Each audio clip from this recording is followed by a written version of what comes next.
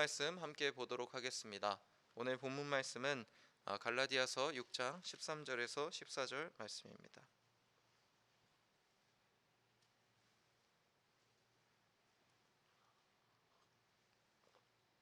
갈라디아서 6장 13절에서 14절 말씀입니다.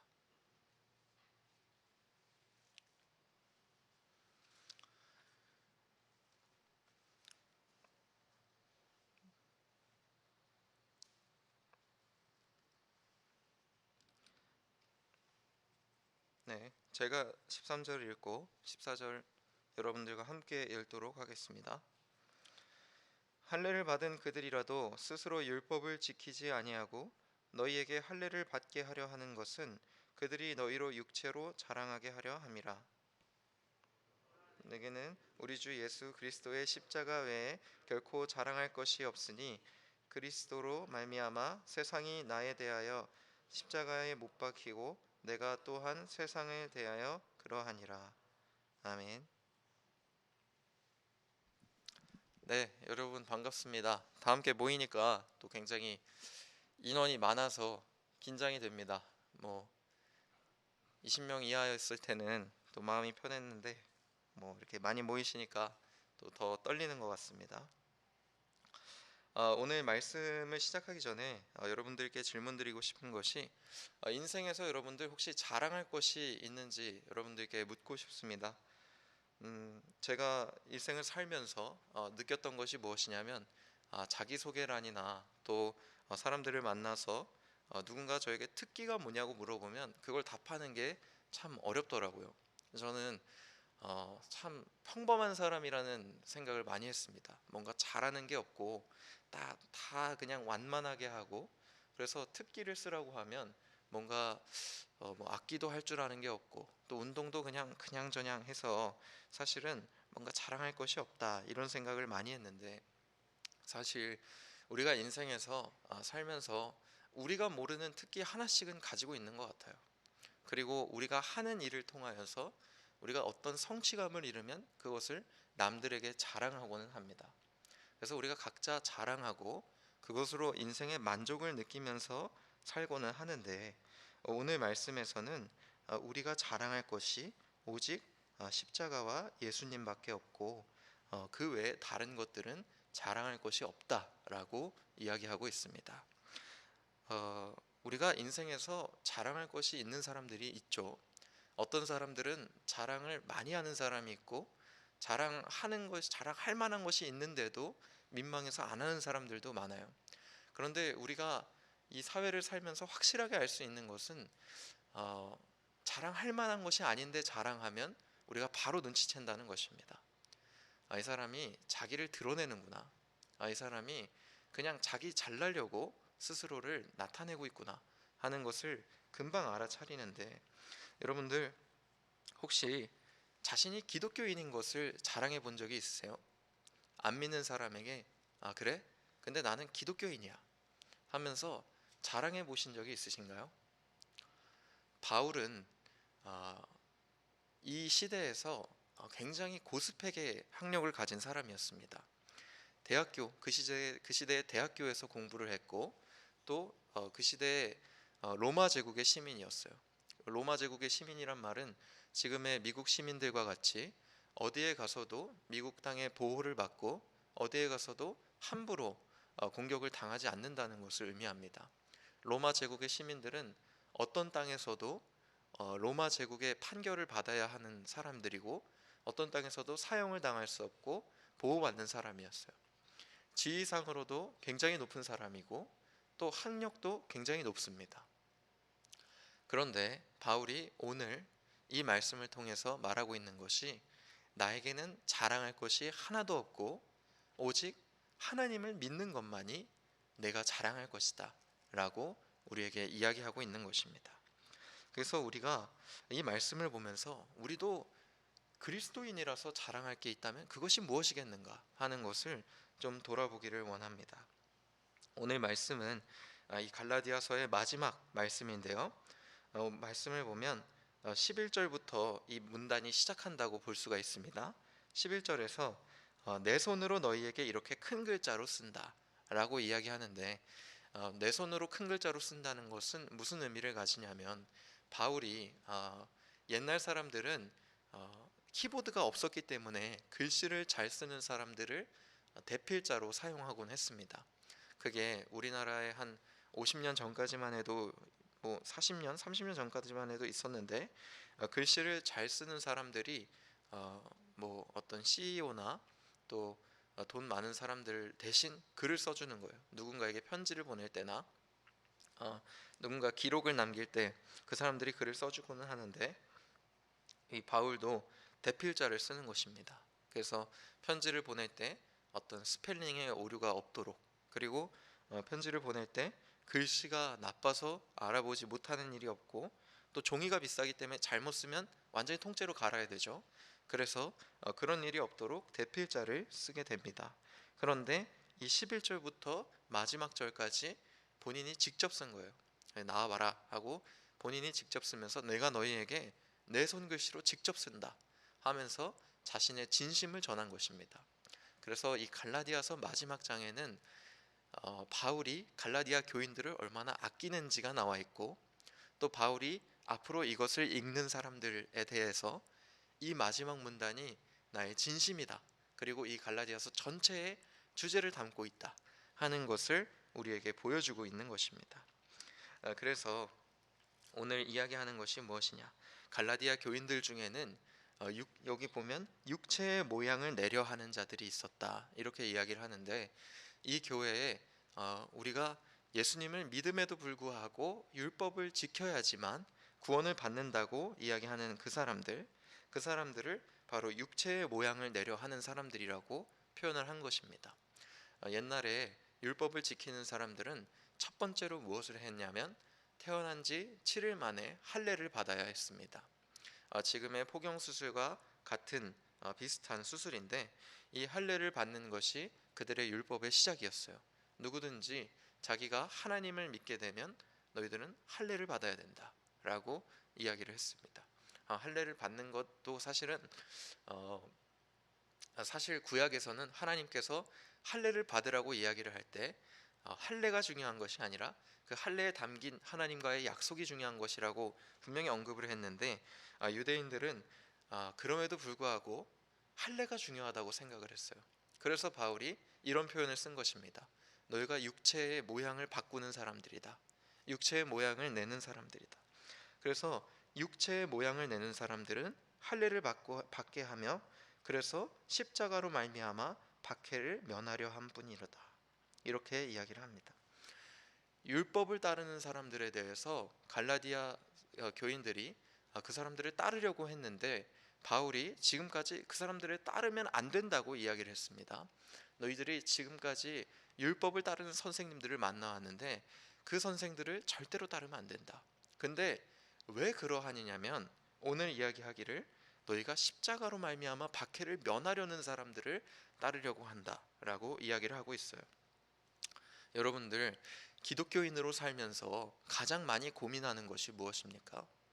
기독교인으로서 잘 살려면은 우리가 담배 피지 말아야 되고, 술 마시지 말아야 되고, 음란물을 보지 말아야 되고, 죄를 짓지 않는 것에 대해서 우리가 가장 많이 집중하잖아요. 그리스도인이 되면 우리가 뭘 하면서 산다고 생각하냐면, 죄를 안 짓고 산다고 생각을 해요. 그것이 오늘 바울이 지적하는 문제입니다. 우리가 죄를 안 짓고 살려고 하는 모습이 바로 그리스도인의 우상이 된다고 이야기를 하는 것이죠. 우리가 죄를 안 짓고 사는 것이 중요한 것이 아니라, 그 죄를 보듬어 주시고 그 죄를 덮어 주시고 죄를 용서해 주셔서 비로소 그 죄에서 우리를 자유하게 만드시는 예수님을 믿고 사는 것이 바로 그리스도인의 삶입니다.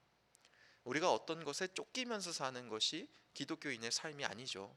우리가 기독교를 믿으면서 정말 힘들고 어렵다면, 그리고 쫓기고 산다면 우리가 왜 기독교를 믿겠어요? 그리고 우리가 어떻게 기독교인으로서 스스로를 자랑하면서 살 수 있겠습니까? 바울이 오늘 이야기하는 것이, 너희가 율법을 지키면서 살면은 겉으로 보기에는 착해 보이고 겉으로 보기에는 죄를 안 짓는 것처럼 보이지만 그것은 다 허상이라고 이야기하는 것입니다. 인간이 죄에서 자유해지는 것은 인간이 죄를 피하는 것이 아니라, 인간이 예수님을 믿을 때 죄에서 자유해지는 것이라고 이야기하는 거예요. 그것이 우리가 가진 원리입니다.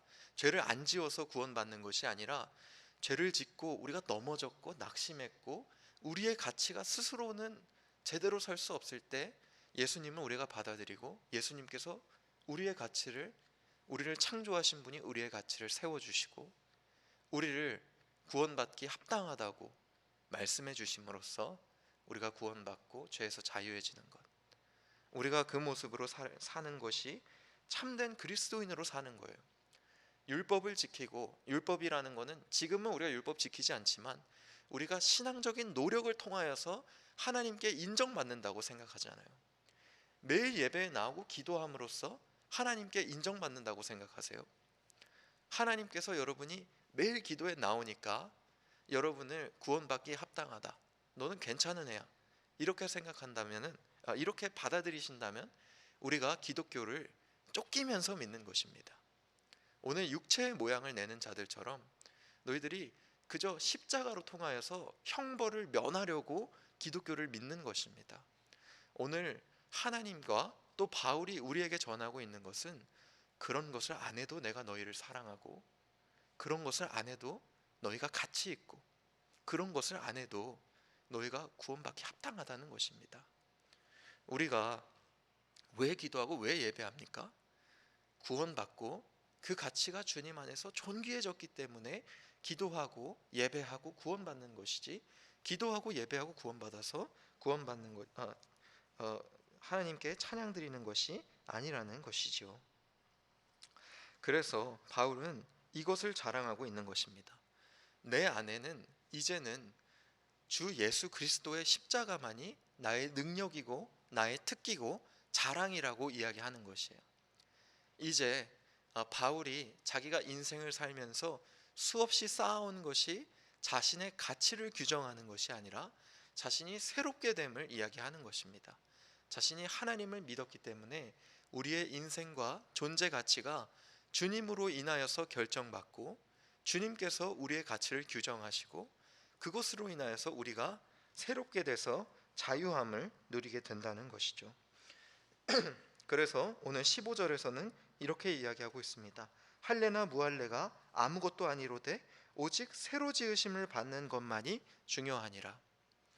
바울이 오늘 율법을 지키는 사람들은 잘못됐고 율법을 안 지키는 사람들이 교회에 맞다라고 이야기하는 것이 아닙니다.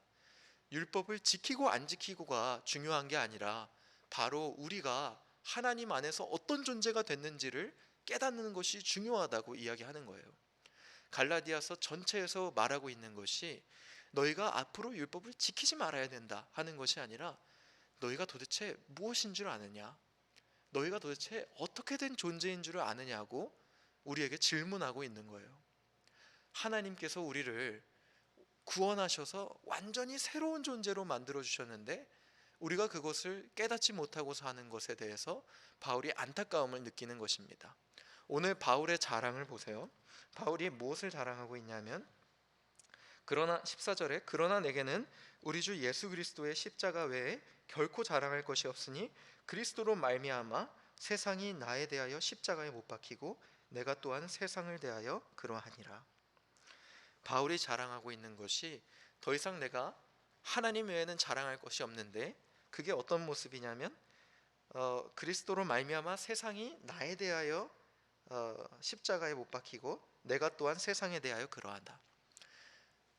내가 세상 안에서 십자가에 못 박히고 세상도 내 안에서 죽었다 라고 이야기하는데요, 우리가 무엇을 자랑하는가 라는 제목으로 우리가 생각을 했을 때 여러분 인생의 특기와 자랑하는 모습들을 보면 그 사람이 어떤 것에 가치를 두고 있는지를 우리가 쉽게 알 수 있습니다. 만약에 내가 성취감에 가치를 두는 사람이라면 내가 어떤 일을 이뤘는가에 대해서 자랑을 많이 하게 되겠죠. 만약에 내가 육체의 건강에 가치를 두는 사람이라면 내가 얼마나 많이 운동을 할 수 있는지를 자랑하게 됩니다. 그래서 우리 인생에 자랑하는 모습들은 인생의 핵심 가치와 연결이 돼 있어요. 내가 인생에서 무엇을 가치에 두고 사는가, 그것에 연결되어 있는데 바울이 오늘 말하는 것이 그런 것들을 자랑하지 말라고 이야기하는 것은 아닌데, 바울이 오늘 말하고 있는 것이 그런 것들을 자랑하면서 너희 속에 가지고 있는 핵심 가치를 돌아보라는 것입니다. 너희들이 무엇으로 가치 평가를 받고 있는가? 그것을 묻고 있는 거예요. 우리가 만약에 세상이 중요하게 여기는 가치들로 우리의 가치를 평가하고 우리의 모습을 그렇게 기준을 삼으면 우리가 세상에 쫓기게 되는 것입니다. 내가 지금 잘하고 있는가? 내가 지금 성공하고 있는가?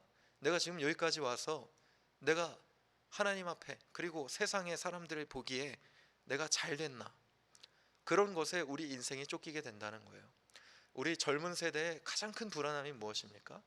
내가 앞으로 성공할 수 있을까? 그게 궁금하잖아요. 우리가 대학교에 학과를 선택하는 가장 많은 이유가 뭐예요? 거기 가면 안정적으로 돈 벌 수 있을 것 같아서, 거기 가면 내가 성공할 수 있을 것 같아서. 성공의 가치는 다 다르지만 우리가 그것을 기준으로 선택하고 인생을 살아갑니다. 거기 가면 안정적으로 사니까, 거기 가면 부자가 되니까, 거기 가면 가정이 화목하니까. 근데 우리 인생이 그것으로 인하여서 얼마나 쫓기게 되는지 몰라요. 만약에 여러분 그것을 이루지 못하면 여러분은 어떻게 됩니까? 만약에 여러분 그것을 이루는 과정 속에서 여러분이 어떤 삶을 살 거라고 생각하세요? 다리를 떨고 스트레스 받고 내가 과연 이 길을 가 성공할 수 있는가? 그리고 정말 이 일 하기 싫다, 이런 생각으로 사는 사람들이 얼마나 많아요. 우리가 세상에 얽매이게 되면 우리가 하나님 안에서 진심으로 누릴 수 있는 평강과 긍휼이 없어지는 것입니다. 오늘 바울이 16절에 무릇 이 규례를 행하는 자에게 하나님의 이스라엘에게 평강과 긍휼이 있을지어다, 이렇게 이야기하고 있는데, 이 평강과 긍휼이 있을지어다, 이 말은 사실은 율법을 지키는 자들에게 하나님께서 약속하신 말이죠. 그런데 진짜 하나님께서 그리고 바울이 깨달은 것은 무엇이냐면, 율법을 지키는 자들이 이 약속을 받는 것이 아니라 하나님의 진정한 뜻을 깨닫는 자들이 이 약속을 받는다는 거예요. 그 뜻이 무엇이냐면, 우리가 하나님 앞에 우리를 더 이상 세상의 가치로 평가하는 것이 아니라 주님만을 자랑하고 주님 안에서 우리의 가치를 결정받고 평가받을 때, 그때 우리가 세상에서 자유로워지는 그 평강을 우리가 누리게 된다는 것입니다. 여러분, 우리가 모든 사람들이 천부 인권 사상이라고 하죠. 세상 사람들이 모두 다 동일한 인권을 받고 그 존엄성을 가지고 있다고 이야기를 해요. 그런데 인권이 있는 환경이라는 것은 모두가 사람이 산다고 해서 인권이 있는 환경이라고 이야기하지는 않습니다. 우리가 사람으로서 동물과 다른 점이 뭐예요? 인권이라는 건 인간의 권리라는 거잖아요. 우리가 사람으로 살면서 인권이 있는 환경에서 살면 동물과 다른 점이 뭡니까? 동물보다 우리가 뭐가 잘났죠? 동물들은 굶주려 있어요. 배고프면 뭐든지 먹습니다. 고양이가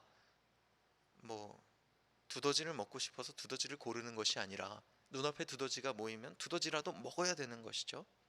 고양이가 쥐를 좋아한다고 해서 두더지를 버릴 수 없습니다. 인간만이 마시고 싶을 때 마시고 먹고 싶을 때 먹습니다. 그럼으로써 우리가 무엇을 하냐면 우리가 요리를 해요. 우리가 좋아하는 맛을 탐구하고 우리가 좋아하는 맛을 선택합니다. 점심 뭐 먹을래? 라는 말은 동물들에게는 없어요. 서로 소통하는 동물들도, 돌고래들도 우리 오늘 고등어 먹자고 이야기하진 않죠. 자신의 선호도가 있어도 눈앞에 있는 것을 쫓기면서 살아가는 거예요. 쫓고 쫓기면서 배고프면 먹고 굶주릴 수 없으니까 눈앞에 있는 것을 쟁취하는 것입니다. 우리가 세상에서 만약에 세상의 가치로 사는 우리의 모습이 인권이 없는 모습일 수 있어요. 세상의 가치를 추구하는 모습은 마치 눈앞에 있는 게 내 안정을 찾는 거, 내가 부유하게 사는 거, 내가 세상 사람들이 보기에 가치 있게 사는 거, 그게 중요하니까 눈앞에 있는 걸 급급하게 집어먹는 모습이 우리가 바로 세상에서 쫓기는 삶입니다. 우리의 가치 평가 기준을 하나님으로 바꾸게 되면 우리가 얻게 되는 것이 무엇이냐면, 같은 과정을 가더라도 우리가 인생에서 여유로움을 느끼게 되고 인생에서 하나님 은혜에서 누리는 평강을 얻게 되는 것이에요. 내가 더 이상 이렇게 가면 내가 성공할까? 이렇게 가면 세상 사람들이 나를 보기에 나를 잘났다고 평가할까? 이런 것에 불안해하지 않고 하나님 안에서 내가 이미 존귀한 자요, 내가 이미 세상의 가치로 평가받지 못하는 아주 귀한 사람이고, 내가 이미 하나님 앞에서 구원받고 평강 있게 사는 사람이고, 내 인생에 하나님의 계획이 있는 사람이라는 것을 우리가 신뢰하면서 살면은 인생에서 우리가 더 침착해지고 더 평화로워지고 더 인생을 여유롭게 살 수 있는 것입니다. 하나님께서 내 인생을 계획하신다. 하나님께서 내 인생을 책임지신다. 나에게는 하나님이 있다. 우리가 세상 사람들과 다르게 그리스도인으로서 자랑할 것이 무엇입니까? 세상 사람들이 불안하다고 이야기할 때 우리가 그때 우리를 자랑할 수 있는 것이에요. 우리가 하나님께로 평가받고 하나님의 인도하심을 받는 자들이니까. 나는 하나님을 믿는다. 남들은 그렇게 가서 불안하지 않느냐고 묻는다면 우리는 하나님을 믿기 때문에 지금은 내가 서 있는 곳이 불안정한 곳이지만 하나님께서 나를 단단한 땅으로 이끌어 주실 것이다. 그것이 우리 갈라디아서 전체뿐만이 아니라 성경 전체에 나오는 하나님의 약속 중에 하나입니다. 하나님께서 우리에게 보여주신 모든 이야기들, 하나님께서 우리 성경 안에서 보여주신 모든 이 말씀들 속에 담겨져 있는 것은 뭐냐면, 쉽게 말하면 이건 것 같아요. 봐봐, 내 말이 맞지? 사람은 늘 하나님 앞에 불평하고 불안해하고 하나님을 지적했습니다. 주님, 광야에 하나님 말대로 끌려 나왔는데 하나님께서 우리를 포로로 살게 하는 게 더 나았다. 이집트에서 노예로 사는 게 나았지. 지금 여기서 주님 때문에 굶어 죽게 생겼다. 주님, 주님께서 나에게 아들을 주시기로 했는데 아들은커녕 내가 나이가 100살인데 아들을 낳을 수가 없겠다. 아브라함이 한 말이거든요. 거기서부터 마지막 제자들까지, 그리고 교회들까지, 내가 여기까지 왔는데 우리가 예수님 믿어서 죽게 생겼다. 거기까지 나중에 어떻게 돼요? 하나님께서 승리하시는 것을 목격하는 게 성경의 결말이에요. 하나님께서 아브라함이 100살에 네가 아들을 낳을 것이다 했을 때 아내가 비웃었어요. 아브라함의 아내가, 아니 나도 태가 다쳤고 이 남자도 100살이 넘었는데, 아니, 나이가 엄청 늙었는데 도대체 어떻게 애를 낳겠냐. 근데 하나님 앞에 비웃으면서 이야기한 것이 아니라 자기 마음속으로 이야기했습니다. 아, 저건 말도 안 되는 얘기지. 이렇게 얘기했더니 하나님께서 지적하셨어요. 네가 왜 나를 비웃느냐. 그래서 말을 안 했으니까 자기 안 했다 했습니다. 그랬더니 하나님께서 아니다, 너가 나를 비웃었다 라고 이야기했어요. 그리고는 이삭이 낳는 장면에서 하나님의 약속대로 이삭이 나와서 하나님이 말씀하신 대로 그들이 그 아이의 이름을 이삭이라고 지었다 라고 이야기합니다. 그 문장에 하나님의 약속대로, 하나님의 말씀대로, 이게 굉장히 많이 나와요. 주님께서 이야기를 이끌어 가시는 거 보세요. 하나님의 약속이 우리 안에 있습니다. 하나님의 인도하심이 우리 안에 있어요. 우리가 무엇을 자랑하면서 살길 원하세요? 인생을 성공했기 때문에 그것을 자랑하면서 살길 원하십니까?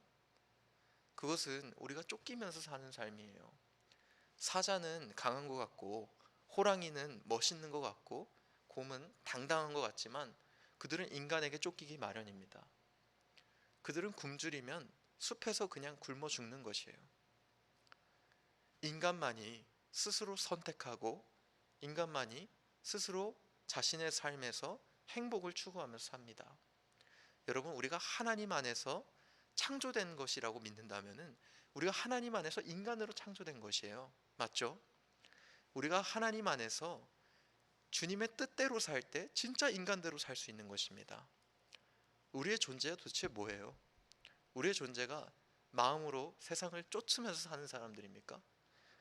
우리가 눈앞에 있는 것을 급급하게 잡아먹고 인생은 전쟁터니까 물어뜯고 물고 그렇게 사는 것이 우리의 인생입니까? 그렇게 살면 우리는 우리가 물어뜯은 것, 우리가 사냥한 것을 자랑하며 살 것입니다. 그렇지만 여러분, 우리가 하나님 안에서 살고 주님의 약속하심을 깨달으면서 살고 주님의 정체성 안에서 살면은 우리의 인생은 완전히 변화되는 것이에요. 우리의 인생은 완전히 여유로워지고 평강이 있고 주님의 은혜를 받게 되는 것입니다. 이 모든 것의 시작이 주님의 은혜이거든요. 아무런 가치가 없고 아무런 노력도 하지 않고 아무런 힘도 들이지 않는 내 자신을 하나님께서 나를 선택해 주셨고 나를 구원해 주셨고 나를 귀하다 말씀해 주셨다. 그게 우리 신앙의 시작이고 내 노력이 아니라 하나님께서 나와 함께 해주시고 하나님께서 나에게 그 마음을 불어넣어 주셔서 신앙생활을 하게 해주셨다. 그게 주님의 은혜가 우리 신앙생활에서 쭉 이어지는 모습이잖아요. 오늘 말씀의 마지막을 보십시오. 18절에 형제들아 우리 주 예수 그리스도의 은혜가 너희 심령에 있을지어다. 주님의 은혜가 우리 심령 안에 있는 모습, 그것이 바울이 갈라디아 교인들을 향해서 마지막으로 기도하는 모습입니다. 여러분, 하나님의 은혜가 여러분 마음속에 있기를 원해요. 하나님의 은혜가 여러분 마음속에 있기를 원합니다. 여러분께서 주님 안에서 진정한 평강과 긍휼을 누리시고 세상의 가치로 내가 평가받지 않는다는 것을 깨달으시고 주님 안에서 참된 평화를 누리면서 살기를 주님의 이름으로 축원합니다. 이 시간 축도하고 마치도록 하겠습니다. 이제는 우리 구주 예수 그리스도의 은혜와 하나님의 사랑과 성령님의 교제 교통하심이 이제는 그리스도의 은혜를 우리 심령에 드리고 하나님 안에서 진정한 평화와 긍휼을 여기기를 원하는 우리 예본교회 성도들 머리에 이제로부터 영원토록 함께 있을지어다. 아멘.